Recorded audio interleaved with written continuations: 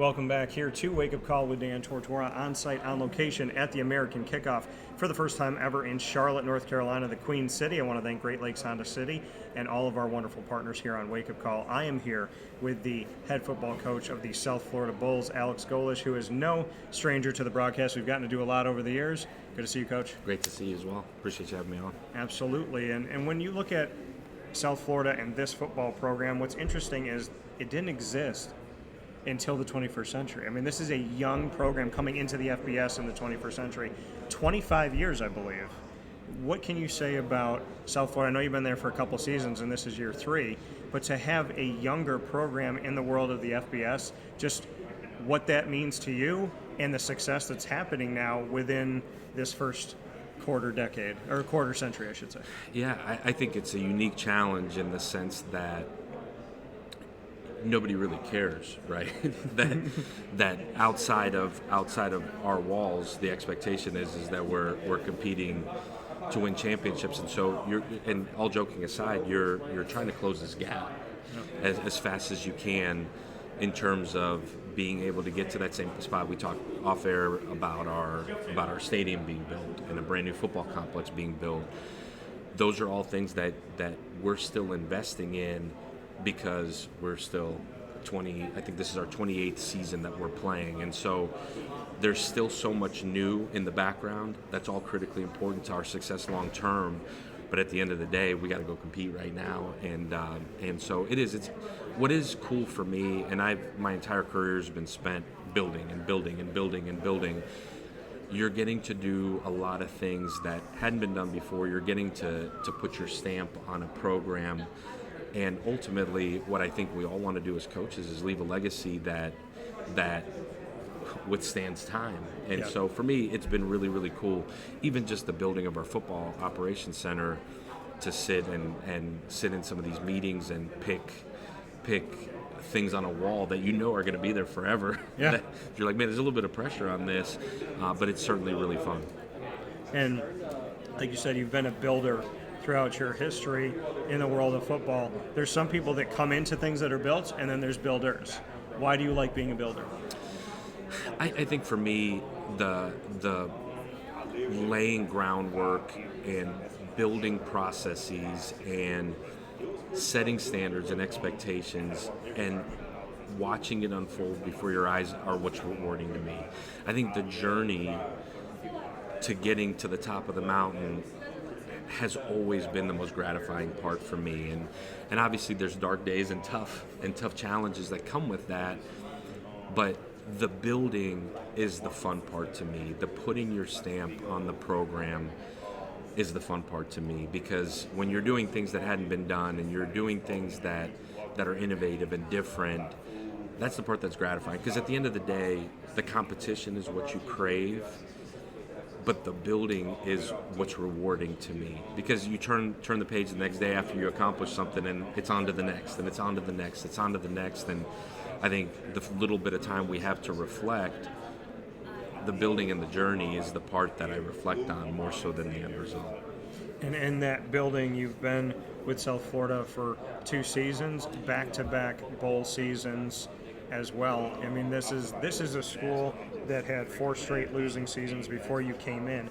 How did you change things immediately? Like, what were some immediate changes that you felt the ripple effects of? Because we're seeing a South Florida that is now, like you said, you love the journey up the mountain. I'm seeing this happen. I'm seeing you go up this mountain.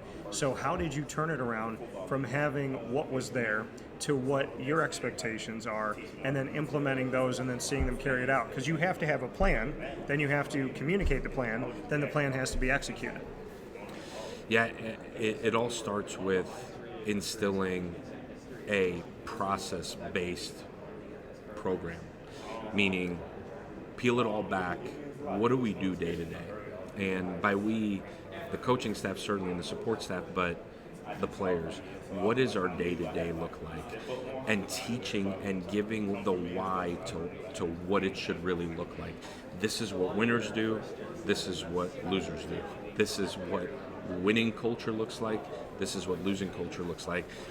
And it's not just explaining it, it's teaching it, it's living it, and essentially from a leadership role, setting a standard in every aspect of your program, every single part of your program, from how your players wake up, to how they come in, to how their lockers look, to how they dress, to how they dress their teammates, to how they show up to meetings, their posture in the meetings. When I say undress every layer, you undress every layer, and understanding that 18 to 23-year-olds are going to screw things up, and having a system in place to pick them up before they fall, support them, and continue to give them resources in the form of education to continue to learn and grow.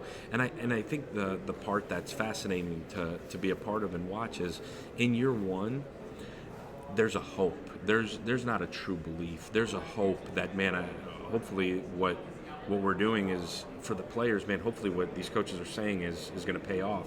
Yeah. And there's glimpses and proof of concept that you can point to and say, man, like that's what it looks like, and that's what it doesn't look like. And you go into year two, and now there's a belief, but there's also so much change and so much new and so much evolving that when you could look at us a year ago, when things were really good, they were really good.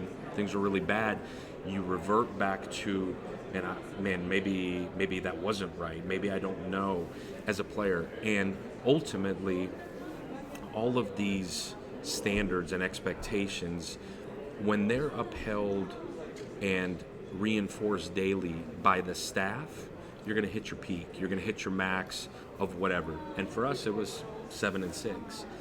When it's enforced within the locker room by the players, when the standard is upheld from within the locker room on top of the entire organization, you got a chance to climb even further up the mountain. And in year three, now going into 34 seniors and a bunch of guys that have played a ton of snaps for us, yeah, they're slowly but surely starting to uphold the standard within the locker room. And then now you got to believe there's an expectation rather than a hope or a belief. There's a true expectation to go compete at a high level, snap to snap, drive to drive, quarter to quarter, game to game. And that's our job, to continue to hold everybody accountable for that. And when you look at the bigger picture of not just South Florida, but this conference as a whole, you hear Tim Pernetti, the American commissioner, discuss opting into the house settlement, wanting to have that revenue there. Then within the conference itself, revenue, performance-based revenue sharing. He doesn't want there to be a transfer portal opening at the end of the regular season during bowl season in the college football playoff, and he also wants there to be that actual viable, there is a road every year to the college football playoff for the American. Each of these things extremely important, big picture things, and as well as NIL, but they are with you at South Florida, and you have been investing. We talked about the stadium coming in 2027, and having more than just that for football and football operations. What can you say to these things that are happening of the transfer portal and what you think about bowl season and the fact that you can lose people, as well as having a road to the college football playoff for this conference, and then the revenue that you have to generate as a school and the revenue that you can have shared with you at a higher percentage if you do what you need to do on the field? Yeah, what I love about Tim, and we got to spend a bunch of time together, he seems to find his way to Tampa quite a bit. What I love about Tim is this vision and his relentless work ethic to be elite as a conference. It's awesome. It rubs off on you. We had dinner last night, and he owns what he says, and he means it, and he has worked so stinking hard to find revenue streams that are designed to go right back to the schools, to continue to raise the profile of the conference. All of what he's talking about is certainly super valid. I think you can look at the college football playoff. The ability to maintain a path to the college football playoff is absolutely huge for us in our league. As the profile of the league continues to increase, the argument that we should be the ones that have that path to the playoff in front of anybody is the vision. In terms of the ability to generate revenue, I feel really fortunate where we are at South Florida, where as schools are cutting, we continue to grow as a university. And a lot of that has to do with the investment that's been made on the academic side for so long, the research funding. We've just 4 years in a row have set a record for what our foundation has done with donations to the university. And the donor base continues to grow. You got to remember, we got 53,000 students. Yeah. The donor base is just is blowing up. We're unique because majority of our alums stay right in Florida, if not the Bay Area, because it's such a desirable place to live. So it's tangible. They see it day in, day out. And as our university, we're an AAU school now. We're a top 45 public school in the country. As the profile of the university has raised, so has the revenue. Now, for us as a football program, what it has changed over the last couple of years is, I think as the head football coach, to even think about generating revenue, that's different. I'm glad Tim and his team worked really hard at it. We're fortunate that we continue to grow and blossom as a university where the profile goes up, the revenue goes up, and the investment that our administration continues to make, starting with Will Weatherford and Mike Griffin and our board, down to our athletics director, continuing to refuse to take a backseat to anybody in this conference, but honestly nationally in terms of what we pour into our student athletes. And that's in the form of, yes, revenue sharing, but also the operations day in, day out of how our guys eat, where our guys live, everything from cost of attendance to Austin money to how we provide for our kids every day, down to their equipment. We operate on the same exact level as any Power 4 school in the country. And so our guys know that, our guys appreciate that. That helps with retention in the long term. But absolutely, the process of generating revenue is the name of the game right now, and I'm glad Tim is at the forefront of it.